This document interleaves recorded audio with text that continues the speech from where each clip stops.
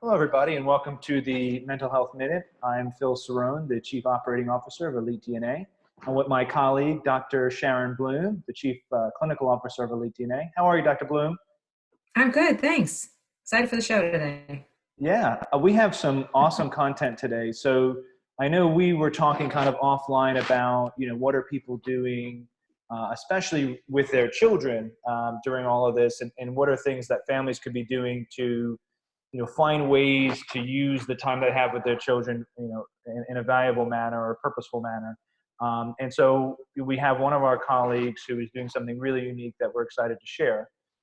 So our colleague is Tiffany Scott, who's a licensed clinical social worker.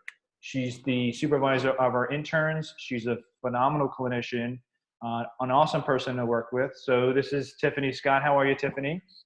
Hi, good to see you guys. So, so Tiffany, we had spoken offline about some of the things that you're doing with your family, which I think are awesome. So, even though, this governor has lifted a lot of things and we're opening up the state in phases, well, the one thing that hasn't changed is that kids are still not in school, and right? And so so parents, and we're all parents, are forced to, and I say forced because I feel that way, are forced to homeschool our kids, right? And so we're doing all of these things with our kids that we wouldn't normally have to be doing on top of, being quarantined with them. And so, a lot of people want to know, well, what can they do, that can bring them and their family together to work towards, something and just build, that relationship. So you were doing something really awesome and unique. And so I would like you to talk about, the things you've been doing with your family. Yeah, so I think during this time, there came a point where I started to wonder, what are we going to do to bide our time? And I started to think back to my grandparents, and my grandmother was a Lithuanian and she loved to cook. So she was always cooking in the kitchen, old school style, no microwave. And then my grandfather is from France. So he was growing things, sorry. And so he would garden oftentimes. So what we did at home was we started a garden, an herb garden. So we built a standing herb garden, and then we came up with some recipes to use the herbs. And we started a Saturday family theme night dinner. So we've been occupying our time by planning the meals, growing the things to go with it where possible, and then cooking the meals to go along with different themes each week. That's awesome. Do you want to tell us about one of the more recent themes? So we've been drawing from different sources of inspiration, and a lot of times we've been drawing from family vacations. So we've been trying to pull those happy memories of the times where we were able to freely travel and vacation.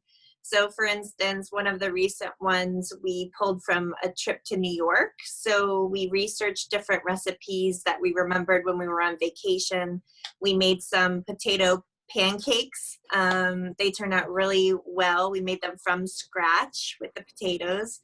Also, to go with that one, we did lox and bagel, and then we did like a strawberry cheesecake dessert. So that was our New York night theme, and we closed it with a game of Monopoly. Awesome.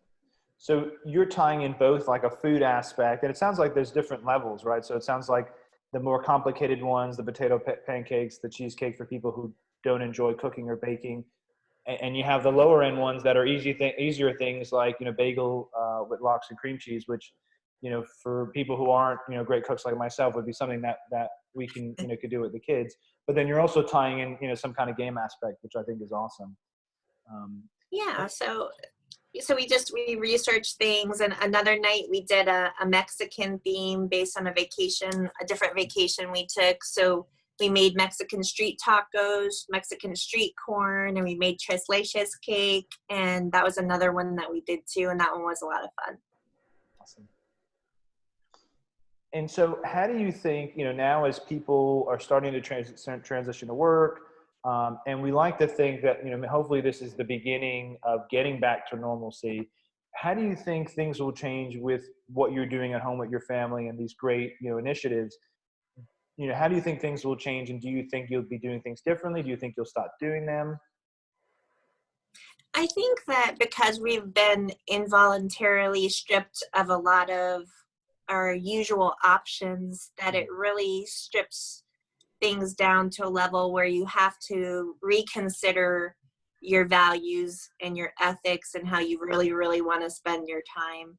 So having spent all of this wonderful time together on Saturdays, I don't think I will want to let it go. I think we'll try to keep doing it in different ways, and maybe we'll simplify it once everything goes back to normal. Maybe we won't, but it's been a really cool opportunity to do together as a family.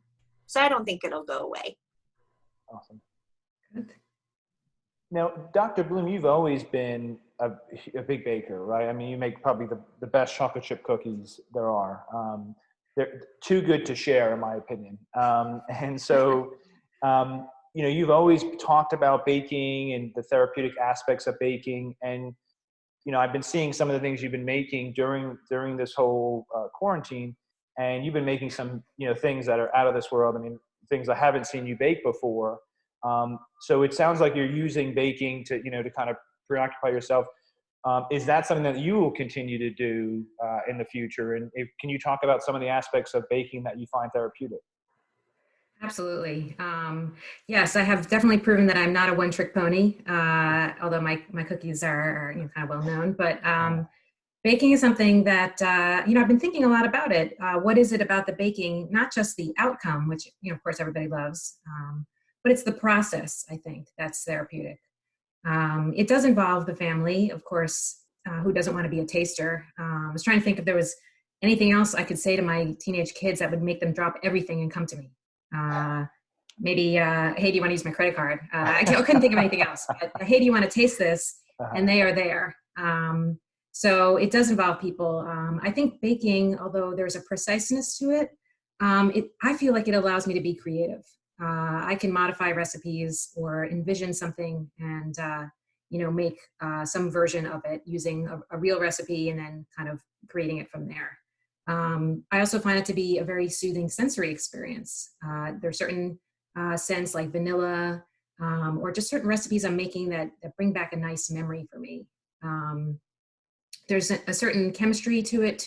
I made my first bread and that took about 18 hours. But as the process went along, it was really interesting to see this glob turn into this wonderful loaf of rustic bread. That was really cool. It also promotes that present moment engagement. There's no way to be worrying about something else when you are trying to measure your baking powder. You really have to focus and, you just are really focused on what you're making and pouring and mixing. And I think that creates a serenity to the process, helps you just kind of be present and engage that moment. Of course, the outcome is wonderful to share and to eat. There's that sense of accomplishment. And of course, very flattering when people enjoy it. Makes me feel happy. So yeah, I've really taken on some more complex recipes, having had the time because of the COVID crisis. And I will definitely continue to do so. And either Tiffany or Dr. Bloom, is baking or cooking with your, with your kids, is that something even post or pre-COVID that you'd recommend for families, and why? I would definitely recommend trying some things with kids. There's a lot of bonding time and also learning opportunities. It helps kids to learn how to plan, measure, do some math. You always end up doing some problem solving because inevitably you can't get an ingredient or something's missing or maybe you don't have enough. And also it's a good way to pass the time and get reconnected with something that maybe we did a little bit more in simpler times, and there was value in that. And I would definitely recommend trying it. Yeah, I think it's a good way to pass on some cultural values or family heritage, borrowing from recipes from the family. And, I think it's, we watch a lot of those cooking shows. So, like Tiffany's saying, sometimes it feels like the Chop Kitchen because you only have certain ingredients you have to use. You have to figure out something from that. So it can become a lot of fun. And, of course, the commentary gets more and more sophisticated as we watch more of the shows. We have, comments about the texture and, welcome to Flavortown. I don't know, all kinds of things going on there. I will say I do usually, cook with one of my kids at least once a week. And there is this sense of, satisfaction you get when you are done and you put together this meal and you plate it and, you plate it nicely. And it's, it's like, even though it took you an hour and they're going to eat it in 5 minutes, it's something where, especially for them, it's that sense of pride of what you did. Now, when you look behind you and you look at all of the dirt, the dirty dishes and the pans all over the place, and there seems to be olive oil everywhere for some reason, you always question it, but it is an enjoyable experience, especially when you're done and you've kind of seen, what you created. Well, perfect. I greatly appreciate you being on, Tiffany. I loved your insight. When I heard what you were doing with your family, I thought it was awesome. Mouth-watering, to say the least. And that's all. That's all that we have for this time of the Mental Health Minute. Thank you, everybody, for joining us, and look forward to the content next week. Thank you. Thank Thanks, you. Phil.